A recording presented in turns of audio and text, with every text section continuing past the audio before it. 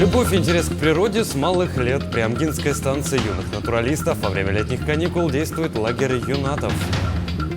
При Амгинской станции юных натуралистов во время летних каникул действует лагерь юнатов, где школьники изучают природу родного края, проводят научно-исследовательскую работу, занимаются сельскохозяйственными работами.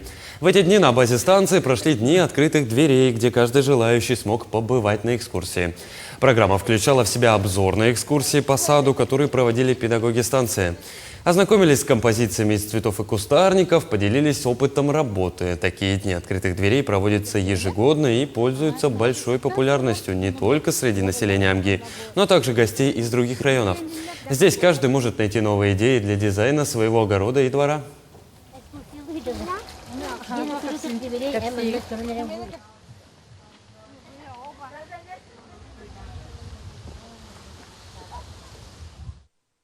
У нас здесь представлены цветочные композиции из многолетних растений и плодово-ягодных культур и овощных культур.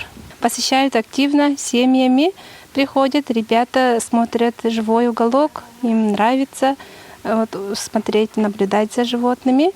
И люди, например, берут идеи для своего двора, дома, сада, смотря композиции. С каждым годом у нас увеличивается количество растений, наименований, меняются композиции каждый год, и появляются ландшафтные архитектурные дизайны.